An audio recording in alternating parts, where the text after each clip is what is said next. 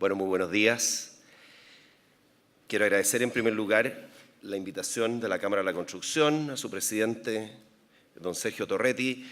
Un gusto estar acá con ustedes y también un gusto estar con James Robinson, porque indudablemente los temas que ha abordado James en su producción académica, su libro Why Nations Fail, es un clásico.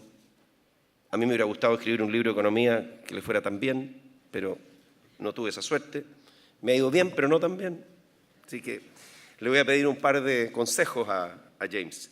¿Por qué triunfan los países? Partamos, sí, por la situación de la economía chilena y por la situación de la economía mundial. El escenario internacional, en primer lugar, tal vez importante entender que tenemos un escenario que se ha recuperado, que el año más malo de crecimiento, más malo en el sentido de la desaceleración, por ahí el 2016 creció al 3,2, pero ya el 2017 saltó de 3,2 a 3,8. La recuperación desde 2017 en adelante es relativamente leve, pero seguimos con proyecciones en torno a 3,9%. Ahora, la pregunta que es importante entender es que este crecimiento no está asegurado, el crecimiento de la economía mundial.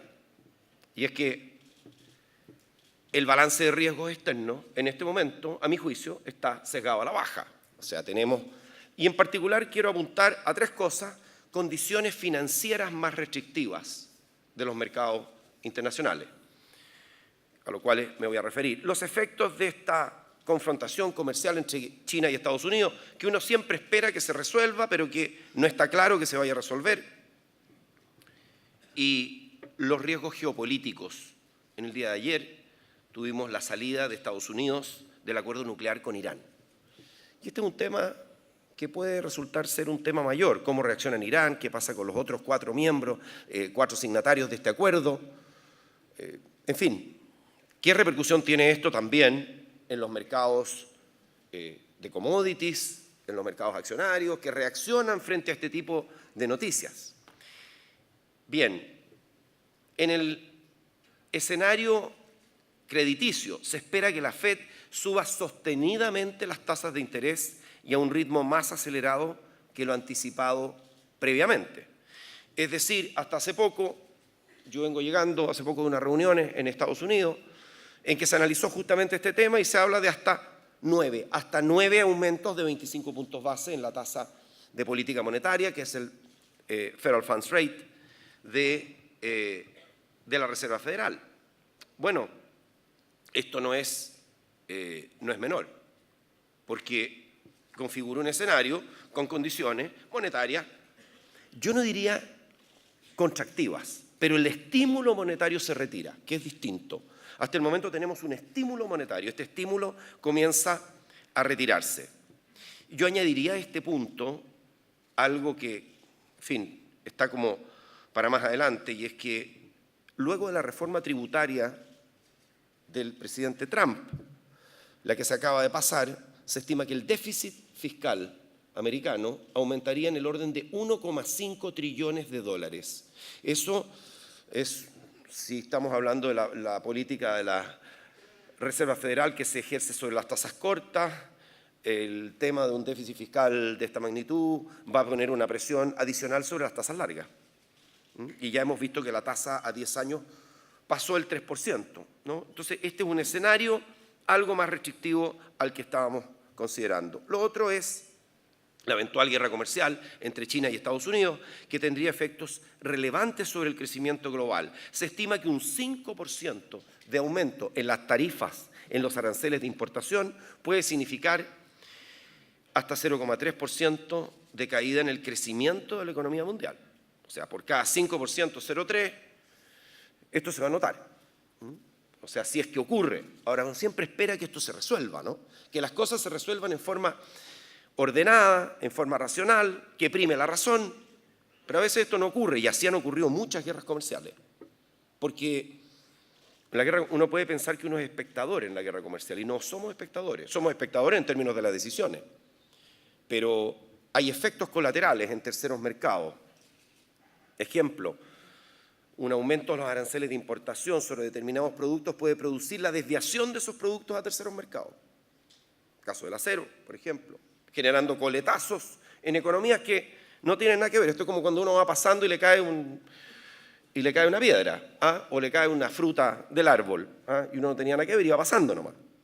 Bueno, este tema es un tema importante. Esto tiene efecto no solo en el comercio y a través del comercio en el crecimiento, tiene efecto en los precios de los commodities y tiene efecto en los mercados financieros, en los mercados accionarios. Ya hemos visto el VIX, el índice de volatilidad que se calcula, uno de los más mirados, el VIX, cómo saltó luego de que empezaron estas escaramuzas comerciales entre China y Estados Unidos. Por lo tanto, nosotros no seremos protagonistas de esta guerra, pero estamos involucrados. Y los riesgos geopolíticos también. En fin, cada país es dueño de hacer lo que quiera, pero esto es algo que complica y preocupa un poco, ¿no? El tema del retiro de Estados Unidos, del pacto o acuerdo nuclear con Irán, las consecuencias que esto vaya a tener. Es otra cosa que nos preocupa, los mercados se ponen nerviosos. Hay un tema político involucrado, pero también esos temas políticos tienen influencias en la economía. Entonces, yo menciono todos estos temas porque estos no son irrelevantes para nuestro país. Vamos a la economía chilena. Y quiero partir por el corto plazo, un análisis más de corto plazo, y luego irme hacia el mediano y largo plazo. La economía chilena puede crecer más o menos que el mundo. Hay momentos en que nos va mejor. Periodo 2010-2013, Chile creció un 30% más que el mundo. 2014-2017 crecimos a la mitad del mundo. Y el último año, el año 2017, a pesar de la recuperación de la economía mundial, la economía chilena crece al 1,5. Entonces, esta idea de que hay una relación estrecha, 1 a 1 entre el crecimiento mundial, que somos una marioneta de los mercados mundiales, no es cierta. No es cierta porque a veces es indudable que, vamos a ponerlo así, es indudable que los factores externos influyen, si yo no lo estoy negando. Lo que estoy diciendo es que con determinados factores externos los países pueden hacerlo mejor o hacerlo peor. Y eso, de alguna manera, si el viento es favorable, nos ayuda. Pero si tenemos vientos menos favorables, hay países que sortean mejor los vientos menos favorables y otros que los golpean más. Y esto creo que es importante, esta idea de que el tema es el PIB minero. Bueno, si ustedes ven, saquemos el PIB de la minería, porque el PIB de la minería es ciertamente fluctuante. El PIB no minero, que es el resto que ustedes ven en este gráfico, se fue de crecer 6% en 2010-2013 a 2%. Luego, si uno excluye la minería, uno dice, bueno, obviamente que tenemos una tremenda desaceleración de la economía, o un frenazo también respecto de el resto que es el PIB no minero. Y la economía tampoco depende solo del ciclo de los commodities, porque la confianza es fundamental. Yo les quiero mostrar, para mí es muy decidor este gráfico, porque muestra la confianza empresarial en Chile y en Perú, dos economías muy similares que tienen una composición, una estructura económica con una fuerte incidencia de recursos naturales, diversificados dentro de los recursos naturales, pero alta incidencia de recursos naturales, estructuras similares. Y miren lo que pasa con los índices de confianza empresarial, que es determinante para la inversión, que resulta que íbamos muy parecidos. Estas dos series tienen, pero miren lo que pasa en Perú. En Perú se mantiene por acá y nosotros caemos fuertemente en el periodo 14-17.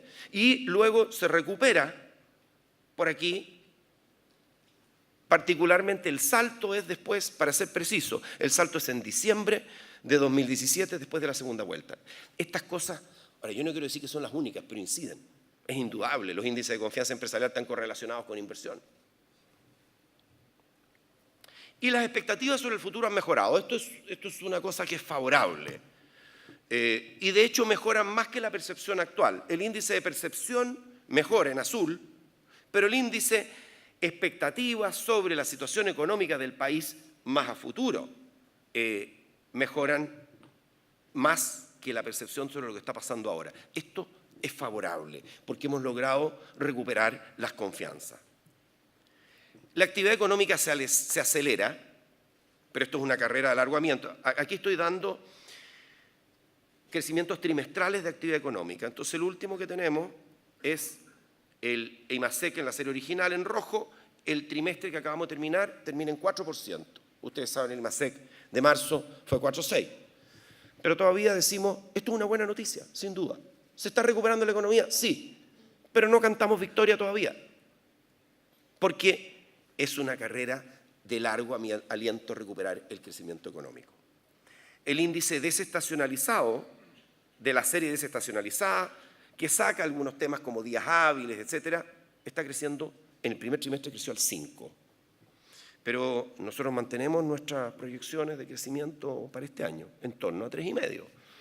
Porque también hay efectos puntuales, como ustedes saben, la huelga de la mina escondida es un efecto que disminuye la base de comparación.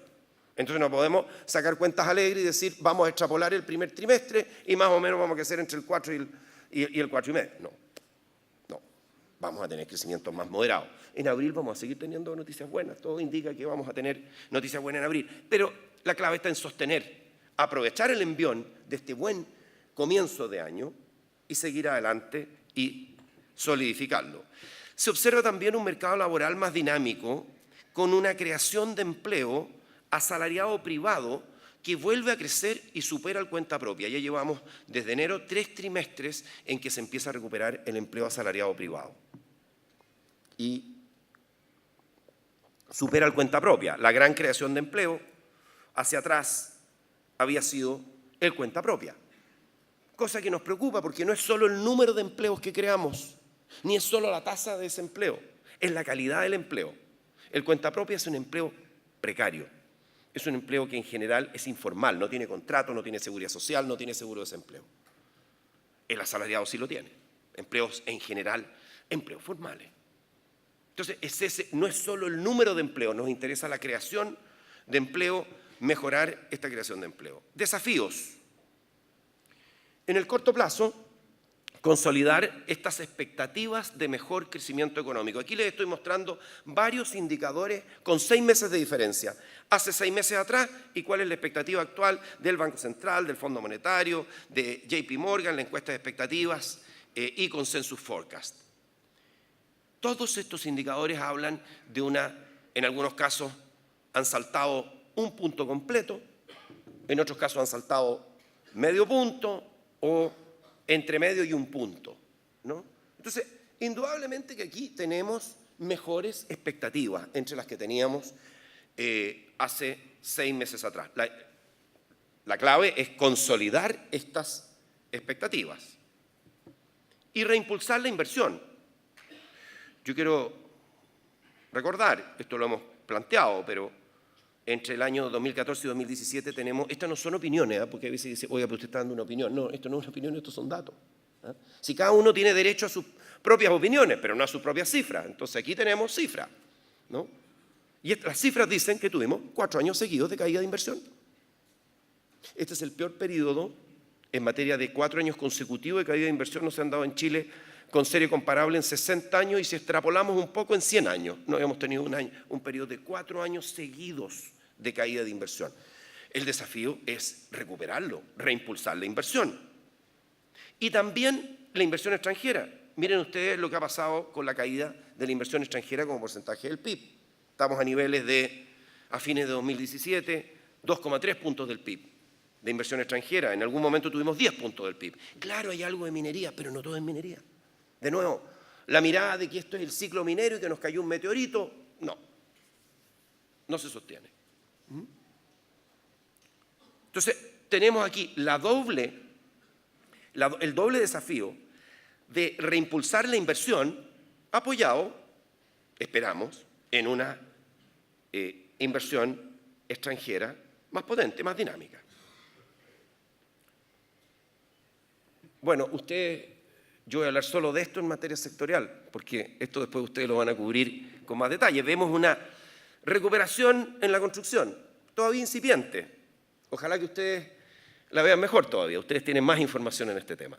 Pero estamos viendo esta recuperación, ahí estamos mostrando el IMACON, que ya está en terreno positivo, la expectativa de actividad del sector en 3 meses, también va mejorando, también hay incluso las medidas de expectativa de actividad futura están mejores que las medidas de expectativa, que las medidas corrientes de actividad. Eso también es bueno, quiere decir que hay una tonificación de lo que a mí me concierne. Converso con gente que está en la actividad empresarial, emprendedores, me dicen que, claro, hay algunas decisiones que tienen rezago, pero esperamos una tonificación de la inversión privada hacia el segundo semestre.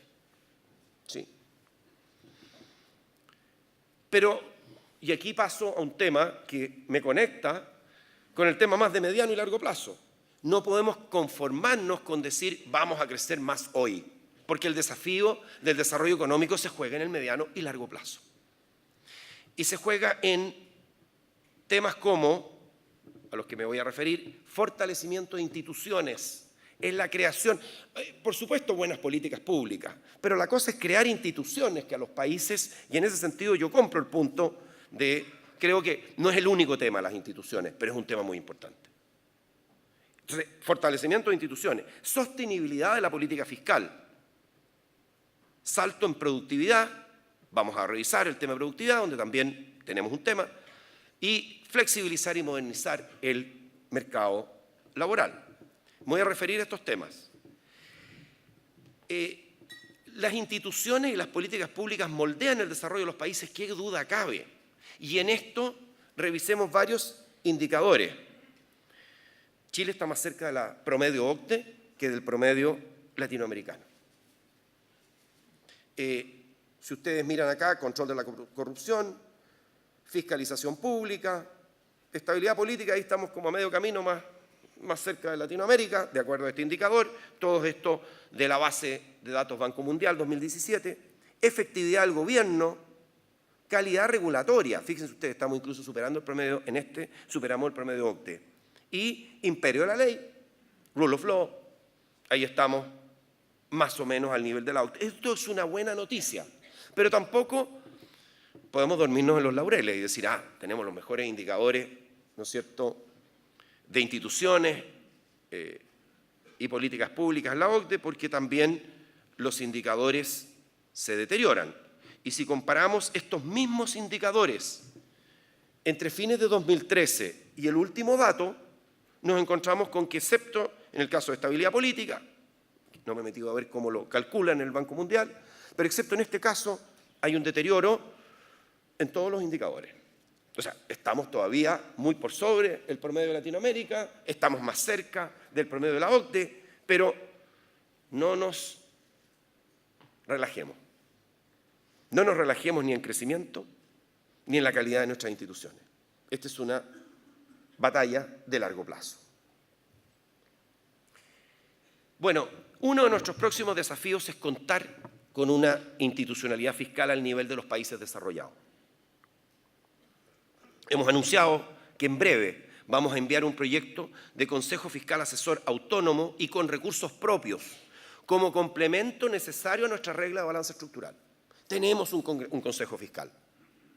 ¿Es útil? Sí, es útil. ¿Es suficiente lo que tenemos? No es suficiente. Necesitamos avanzar en materia de Consejo Fiscal. Fíjense ustedes que es bien interesante, el Fondo Monetario nos provee de un análisis de países que tienen consejo fiscal, países que tienen regla fiscal y consejo fiscal. Hay otros países que tienen solo regla fiscal, pero no consejo, y otros países que no tienen ni regla ni consejo.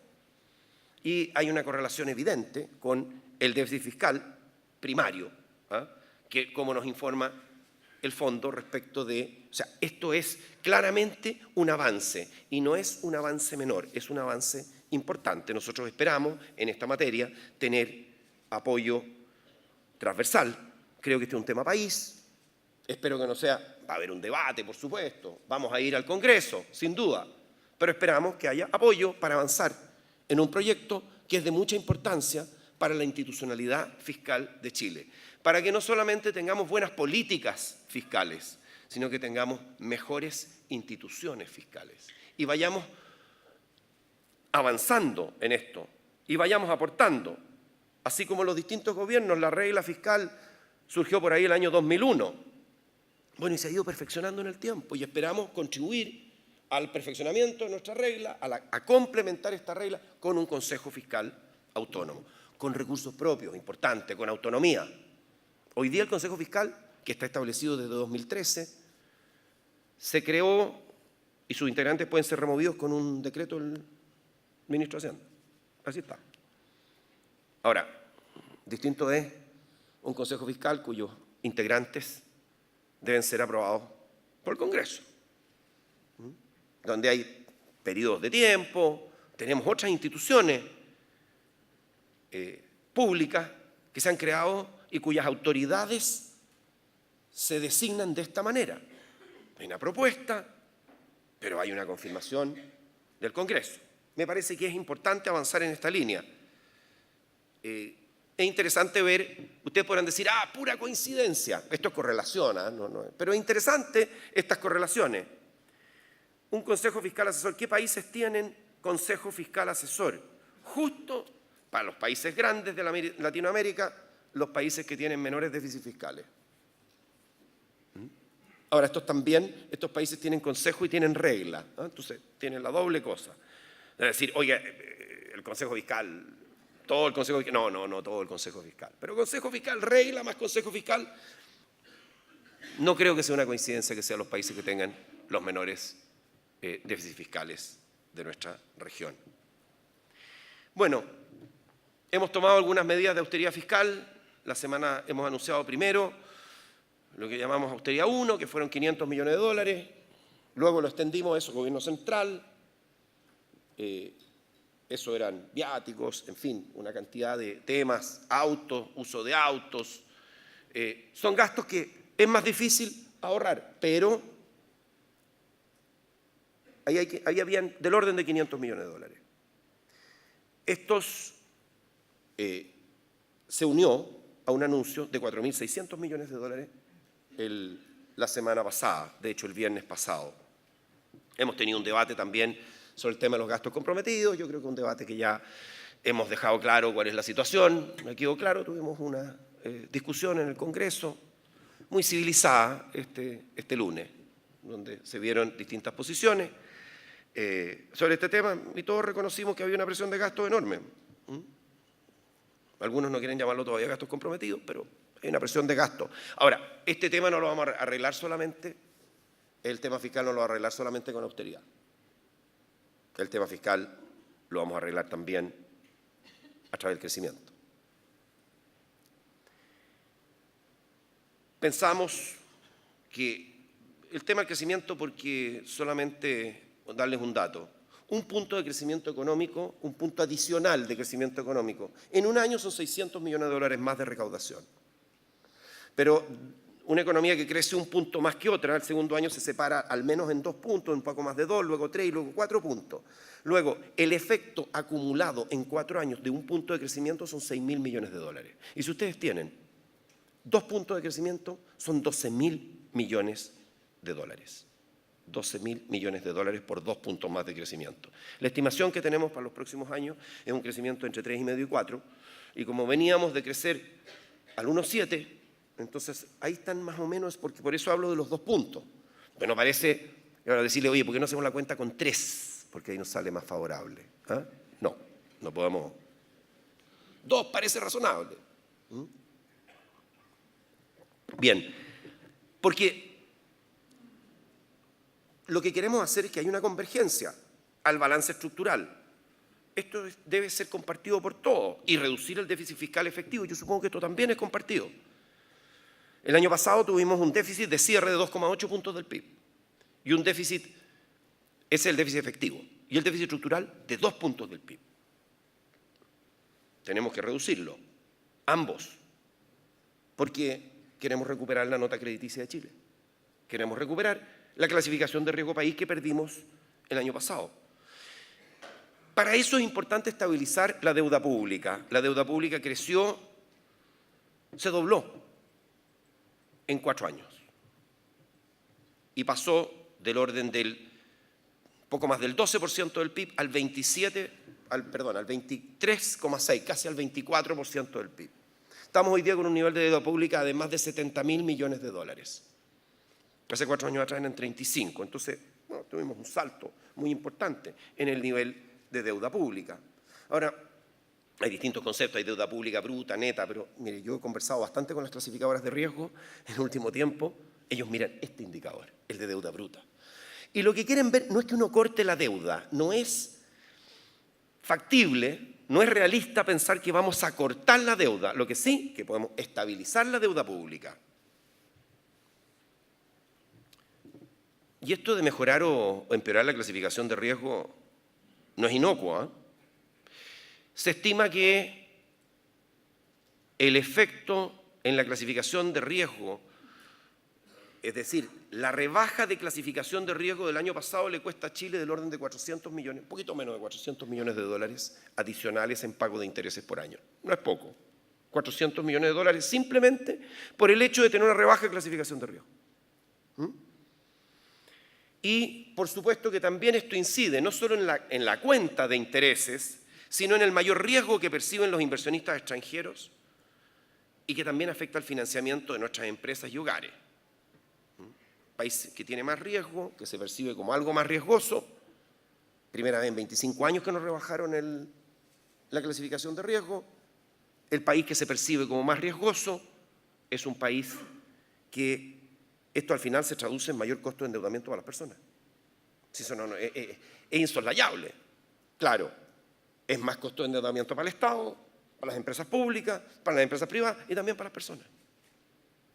Entonces, creo que aquí hay un tema, este es un tema grande. Nosotros hemos dicho que aspiramos a que durante el actual gobierno se pueda recuperar la clasificación del riesgo que perdimos. También me imagino que este es un objetivo país, un objetivo común. Espero que todos podamos estar en esta misma línea, en la línea de apoyar a que recuperemos la clasificación de riesgo de Chile. Alguien podrá decir, oiga, pero mejórela, ministro, mejórela. Sí, primero recuperémosla. Después vemos si podemos seguir avanzando. Aquí tenemos otro tema de desafío para el desarrollo. El crecimiento de la productividad en Chile ha sido normalmente mayor que en América Latina, pero también tenemos una caída, 4 años seguidos de caída de productividad. También hay una caída en productividad en la región, pero nos debe preocupar que tengamos 4 años de caída de productividad. Caída promedio de los últimos 4 años en torno al 1% anual. Ahora, recuperar. Hay muchas maneras de recuperar la productividad. Yo quiero mencionar aquellas que están más cerca del trabajo que hacemos en el Ministerio de Hacienda. Programas, la modernización del Estado con lo que queremos hacer los trabajos que estamos haciendo en Chile Compra, en Chile Atiende, prestar Chile Compra, mejor sé que el Estado compre de forma más eficiente, más transparente todavía, profundizar los procesos que hoy día tiene Chile Compra, que lo ha hecho bien, puede hacerlo mejor. Chile Atiende tiene que ver también con mejorar los servicios y la atención en los servicios del Estado, tema que estamos trabajando con el Ministerio de la Presidencia. Chile Gestiona, algo que hoy día es un programa que vamos a relanzar luego. Chile Gestiona para gestionar mejor los recursos del Estado, con metas cuantitativas para los ministerios y servicios. Que se involucren los ministros y los subsecretarios en esto. Eso es un tema importante. ¿En qué? En temas como el pago oportuno a proveedores. Por ahí tenemos un programa que se llama Chile Paga, que también vamos a relanzar. Pago oportuno a los proveedores del Estado, que el Estado le pague mejor a los proveedores. Estamos trabajando en estos temas con Contraloría. Chile Paga, temas como la recuperación de licencias médicas, temas como el ausentismo laboral y el uso de horas extraordinarias. Todos indicadores cuantitativos que podemos mejorar. Pero para mejorarlo hay que trabajarlo. Dentro de poco, espero dentro de los próximos meses, vamos a relanzar el programa Chile Gestiona. Y gobierno electrónico, el Chile sin papeles, ¿no es cierto? Tratar de avanzar hacia un Chile sin papeles no se va a hacer en un año, pero es un proceso de largo plazo. Quiero también mencionar este desafío que tenemos enorme en el mercado laboral. Este desafío viene por dos. Mire, esto es cambio tecnológico, pero el cambio tecnológico tiene elementos como la automatización, la robotización y también la economía digital. Ambas cosas hacen que hoy día haya una amenaza sobre muchos empleos. algunos estudios dicen que en los próximos 10 años el 50% de los empleos que conocemos hoy día van a desaparecer. Esto es como para preocuparse, ¿no? Entonces, tenemos que estar conscientes de la necesidad de adaptarnos a estas nuevas condiciones del mercado laboral. Y yo les muestro lo que está pasando aquí en el sector comercio, porque este es un sector donde estamos viendo una aparente paradoja, que es el índice de ventas, va por aquí arriba, si ustedes ven los índices de producción y ventas del sector comercio, positivo y arriba, y en los últimos meses hemos visto en este sector específico la destrucción de empleo. Algo tiene que ver el tema de la automatización. De este tema nos tenemos que preocupar. No es un tema que sea solo para Chile, es un tema que le está afectando al mundo completo. En resumen, nuestra agenda de desarrollo para el corto y mediano plazo. Bueno, en el corto plazo, consolidar las mejores perspectivas de crecimiento. Y aquí hemos hablado de una simplificación tributaria, incentivos a la inversión extranjera. Estamos estudiando estos temas, estamos trabajándolos. Equiparar nuestra institucionalidad fiscal a la de los países desarrollados. Consejo Fiscal Autónomo. Asegurar la sostenibilidad de la política fiscal. Plan de austeridad para controlar el gasto y reducir el déficit efectivo. Convergencia al balance estructural en 6 a 8 años. Y estabilizar la razón o el ratio de deuda pública a PIB. Y por último, penúltimo, dar un salto importante en productividad con la modernización del Estado. El tema de modernización del Estado es un tema importante, es un tema central. Es un tema central en muchos sentidos. En recuperar la productividad, en mejorar el servicio a los chilenos, a las personas que usan los servicios, que son usuarios de los servicios del Estado. Y en dar los incentivos adecuados, que también tenemos que trabajar en el tema del personal del Estado. Dar los incentivos adecuados dentro de los recursos humanos del Estado. Y por último, modernizar nuestro mercado laboral. ¿Por qué? Porque no podemos pensar en el mercado laboral ni en el que tenemos hoy, ni en el que teníamos antes. El mercado laboral cambió. Y esto nos pone un desafío mayor. No queremos ver un crecimiento económico que no genere empleo. Queremos ver y también nos tenemos que hacer cargo no solo de la creación neta de empleo, porque en general los cambios tecnológicos y las mejoras de la tecnología lo que hacen es aumentar el empleo en términos netos, pero se destruyen empleos y se crean empleos. Nos tenemos que preocupar también de los que pierden sus empleos. No solo de los que ganan, de los nuevos empleos que se... Ojalá que tengamos un balance positivo. Eso es lo que revela en general la experiencia del cambio técnico. Mayores empleos, pero empleos distintos. Y ahí hay políticas públicas muy importantes en materia de capacitación, por ejemplo.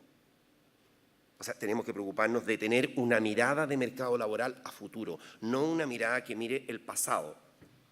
En fin, todo esto es una agenda extraordinariamente ambiciosa, es una agenda potente, es un desafío.